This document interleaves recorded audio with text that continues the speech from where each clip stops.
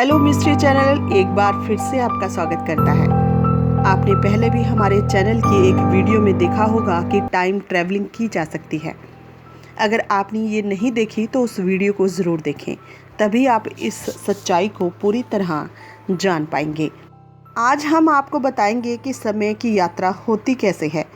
Speed और gravity के अलावा हम समय की यात्रा कैसे कर सकते हैं, और सबसे रोचक बात यह है कि समय होता क्या है और किसको समय कहा जाता है।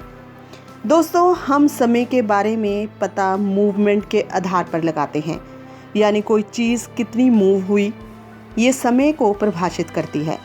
समय को परिभाषित करने के लिए ज़्यादातर हम घड़ी की सुइयों पर निर्भर है, यानी घड़ी की सुइयाँ कितना मूव हुई ये बात निश्चित करती है कितना समय गुजरा है और कितना समय चल रहा है।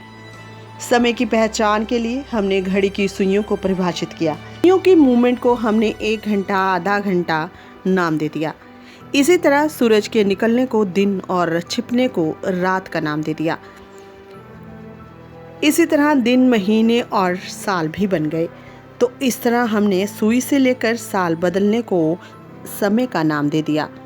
तो आप कह सकते हैं कि ये मूवमेंट ही असल में समय है, और आप इस बात से इनकार भी नहीं कर सकते कि समय ही सबका अंत भी बनता है। अब देखिए, एक घड़ी की सुइयाँ जब मूव होती हैं तो इसी मूवमेंट के दौरान इसकी सुइयाँ, इसके पुर्जे घिसते हैं और घड़ी नष्ट हो जाती है। यही नियम लागू होता है हमारे शरीर पर। जब हमारे शरीर के सेल और मॉलिक्यूल्स घिसते हैं और एक दिन हम इतने बूढ़े हो जाते हैं, इतने घिस जाते हैं कि हमारी मौत हो जाती है। अगर हम अपने शरीर को फ्रीज़ कर दें तो हम इस मूवमेंट को धीमे कर सकते हैं, पर याद रखिए मूवमेंट तब भी हो रही होगी, तब भी हमारा शरीर अंत की तरफ जाएगा।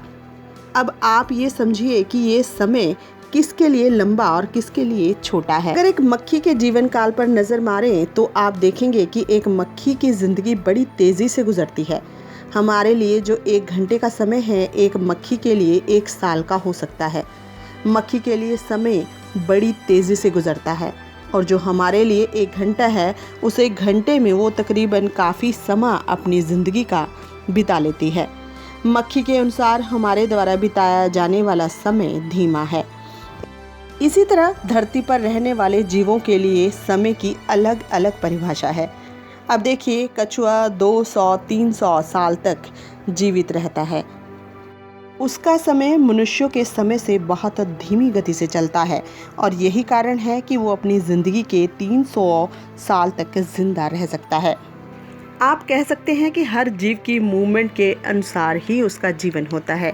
सबसे महत्वपूर्ण बात अब तक की ये है कि हमने समय को खोजा है। समय हमारी इन्वेंशन है।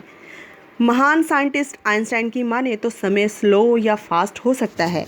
समय ही अंतरिक्ष का चौथा आयाम है। अब अगर कोई समय की यात्रा करना चाहता है तो उस इंसान का समय बड़ी धीमी गति से चलता है। लाइट स्पीड की 99.99% चलने वाली स्पेसक्राफ्ट की घड़ी को अगर आप पृथ्वी की घड़ी से मिलाओगे तो आपको पता चलेगा कि धरती की घड़ी का समय बड़ी तेज़ी से चलता है। और अगर कोई इंसान लाइट स्पीड से चलने वाले स्पेसक्राफ्ट से 1.5 साल की यात्रा करता है, और जब वो यात्रा पूरी करके वापस आता है पृथ्वी पर, तब उसका 1.5 साल पृथ्वी के 100 साल के बराबर का गुजरा होगा। इस 1.5 साल की यात्रा के दौरान वो अपने कितने ही रिश्तेदारों, दोस्तों को खो चुका होगा, क्योंकि पृथ्वी ने उस समय 100 साल का समय पूरा कर लिया होगा। उस समय वो अपनी चौथी या 5वीं पीढ़ी को देख रहा होगा। शायद इस बात पर आपको यकीन करना मुश्किल हो। जानते हैं ये सब होता है टाइम डिमेंशन के कारण, जो हमें समझाता है कि स्पेस में हम जितनी स्पीड से यात्रा करेंगे समय उतनी ही धीमी गति से बीतेगा। तो एक बात तो तय है कि स्पीड के द्वारा हम समय की यात्रा कर सकते हैं। स्पीड के अलावा एक और तरीका है समय की यात्रा का, वो है ग्रेविटी के द्वारा। दोस्तों, ब्रह्मांड में हम अगर जितनी ज़्यादा ग्रेविटेंशियल फोर्स वाले पिन के पास होंगे, समय उतनी ही धीमी गति से बहेगा। अब देखिए, ब्लैक होल की ग्रेविटी सबसे धीमी होती है।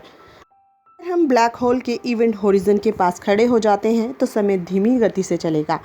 आइए इसे एक एग्जाम्पल से समझते हैं।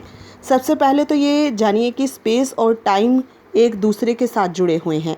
लाइट की स्पीड कांस्टेंट है, इसलिए स्पेस कभी भी लाइट की स्पीड में खलल नहीं डालता। हमेशा एक बात याद रखें, हमारे ब्रह्मांड में हर वस्तु अपने वेट के अनुसार कर्व करती है। हमारी धरती का जितना वेट है वो स्पेस को उतना ही कर्व करेगी। तो सूरज बड़ा है तो धरती से ज़्यादा बड़ा होने के कारण वो धरती से ज़्यादा स्पेस को कर्व करेगा। आप इस बात को ऐसे भी समझ सकते हैं कि एक गद्दे पर जितना भारी इंसान बैठेगा उतना ज़्यादा गद्दा बीच में धंसेगा। तो इस बात को ही ग्रेविटी कहते हैं। और आप अच्छी तरह जानते हैं कि ब्लैक होल की ग्रेविटी कितनी ज़्यादा होती है, और ज़्यादा ग्रेविटी का मतलब स्पेस में टाइम को धीमा करना, और यही कारण है कि वहाँ समय धीमी गति से चलेगा। इस वीडियो से आपको समझ आ ही गया होगा कि आखिर समय क्या है। समय स्पेस और मूवमेंट के कारण ही जन्मा है।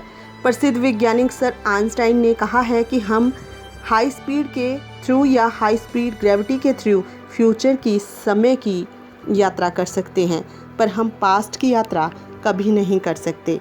अगर आप समय की यात्रा करना चाहो तो वो फ्यूचर की हो सकती है। तो जी ये थी आज की जानकारी। आपको अगर अच्छी लगी हो तो इसे शेयर कीजिए, सब्सक्राइब कीजिए हमारे चैनल को, और लाइक भी ज़रूर कीजिए। अपने कमेंट्स के साथ हमें बता सकते हैं आप कि हमारी जानकारी, हमारा चैनल आपको किस तरह का लग रहा है।